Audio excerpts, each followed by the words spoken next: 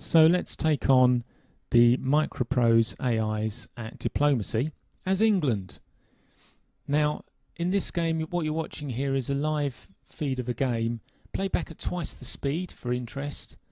And I've opened up here with a very standard English opening. And the first decision that befalls me is, where do I look to bounce people out? And I considered probably Holland would be a better choice, because I want to keep Germany weak, because I want to attack them first.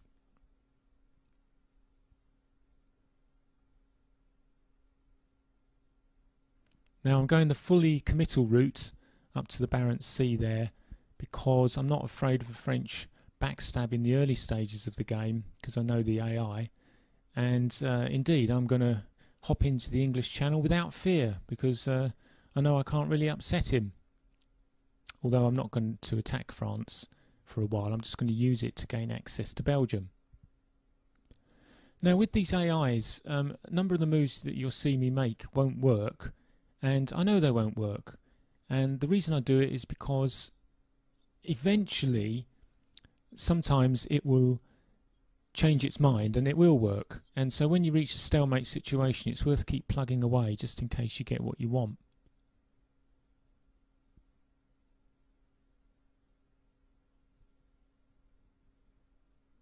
So there I've made sure of Belgium.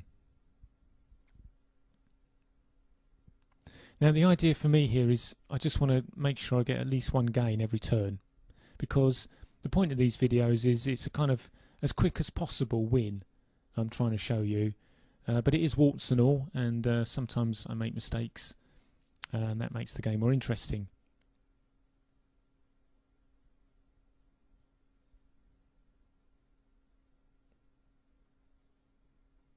So I'm going to keep plugging away at St. Petersburg there, just in case, you never know. Now I'm backstabbing France. I'm not scared. I don't think they can do much to me. And I want to pick up the Scandinavian countries as early as possible as a kind of springboard into Germany.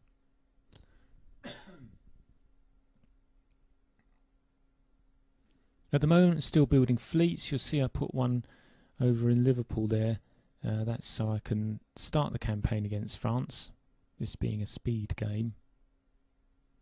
And Heligoland, Bight and Skagerrak, often excellent ways of getting into Germany, so I'll grab that as soon as possible.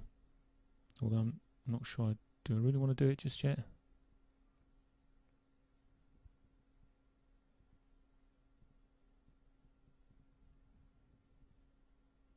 Sometimes I have to put orders in a few times because it's very fussy over selecting an area to move into, so that's why you'll see repetition. Sorry about that. Yeah, I didn't decide to do it here. I self-stood off instead. Better to keep hold of the North Sea.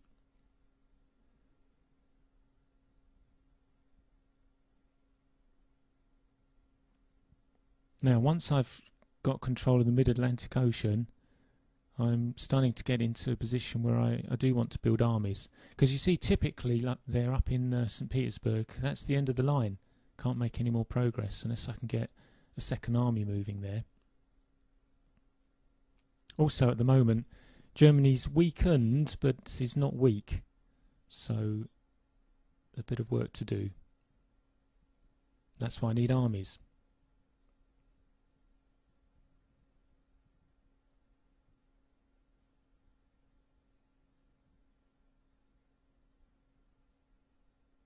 I went for one more fleet there, obviously getting cautious in my old age.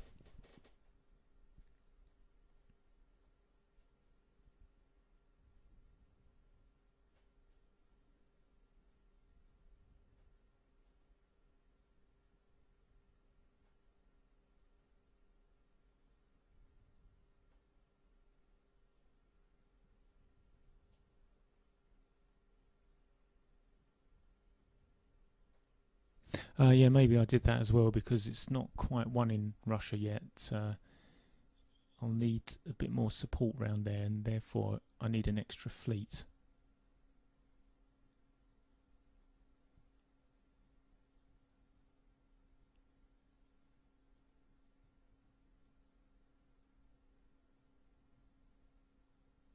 But after this, I'd be surprised if I didn't start building armies and start ferrying them across.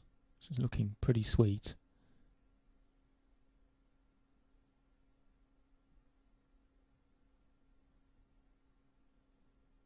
That support into there should put paid to Scandinavian countries, and I've then got an excellent springboard to come down, concentrate everything on, well, Germany and France. So in a real game, of course, I wouldn't play like this, because you just incur the wrath of both of them, Germany and France, and they just gang up on you.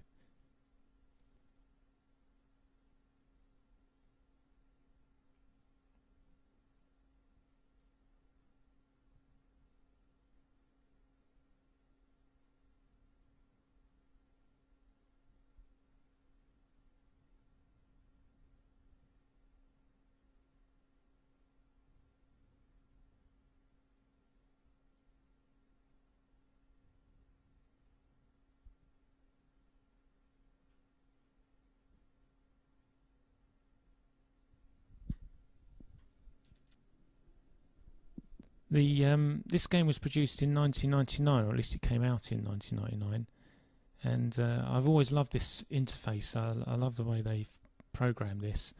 The only thing that's disappointing is the way the AIs play. They can play the opening year fairly successfully, but it's once they get a taste of success, it seems to lose its way a little bit. And of course, it doesn't really do the diplomacy side justice at all. In fact, you're not really motivated to do any diplomacy with them, because you can beat them anyway.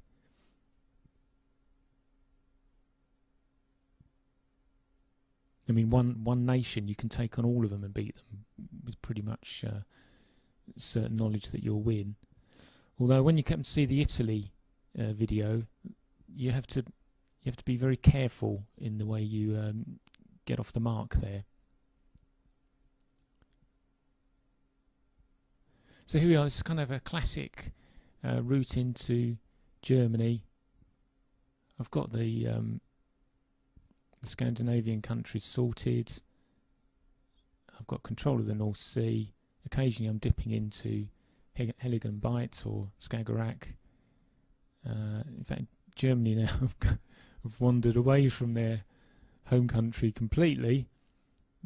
Obviously fascinated with Russia, just leaving me to walk in. So that's realistic. But the ferrying now is in full swing, and we're going to need that. France is not the easiest country to take, although Germany looks completely easy to take in this particular game.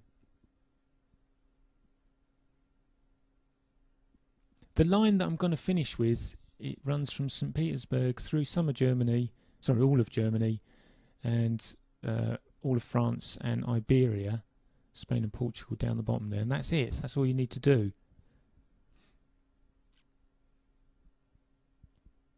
I suppose for entertainment's sake you could try to not attack France and see if you can go through the centre of Europe against the AIs, I mean.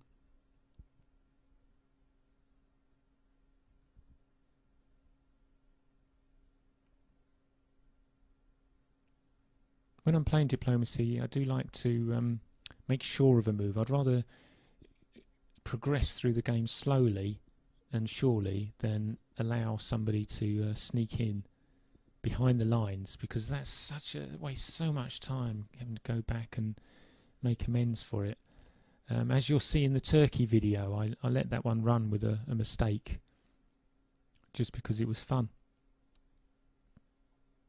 But also, with Turkey in this particular group of AIs, you do have to play slightly strangely, because this the programming here tends to favour Russia, Austria, and therefore, because Russia and Austria play better than the others, Italy and Austria never attack each other, it seems, when it plays both of those nations. Italy is therefore a barrier for Turkey, and it can well go Turkey's way. So you're effectively up against 3, which is really tough at diplomacy.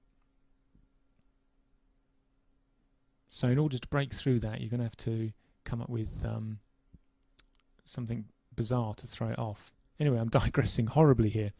With England, you can see I'm just basically polishing off France, and we're getting very close now.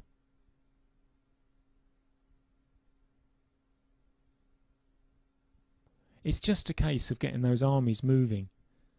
So it's slow, but sure. I mean, there's so many of those armies now ready to pounce.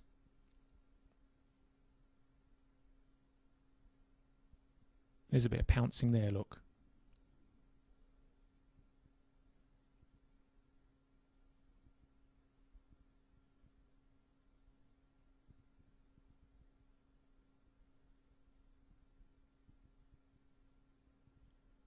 By the way, feel free to comment. If you see that I missed something obvious, please comment.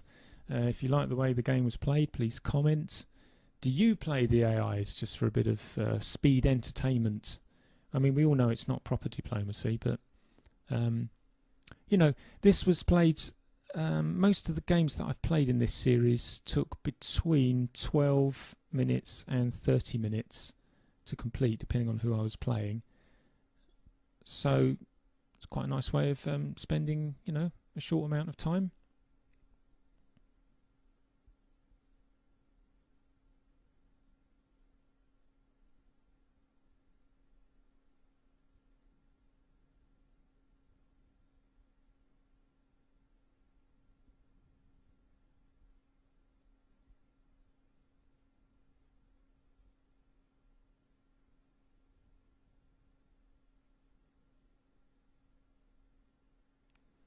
It's sad, isn't it, with this AI that you can almost guarantee that you're going to win certain things because you know it won't support itself properly. I can't remember if it defends Tunis successfully on this occasion, but it certainly doesn't later on.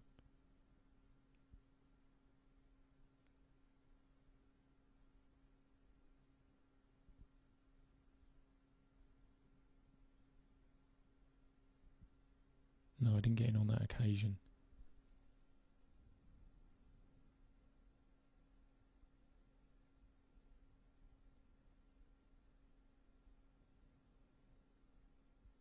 So you see I've got that purple line that I was talking about there. And I have to say, you know, it just looks great the way the map changes colour. I know it's just a small, simple thing, but I think that's one of the reasons why I've done this series is just to show you the finishing line, if you like, for each country. I covered the openings in a previous series. Well, okay, this is not against real people, and therefore only half counts, but you still have to go through the mechanics, and real people or not, you are going to end up with positions similar to these at the end of the game, end of a successful game.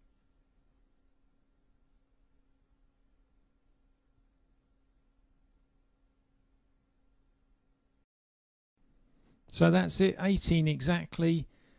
That's a whole game with England in under 14 minutes. More diplomacy stuff at historygamer.com.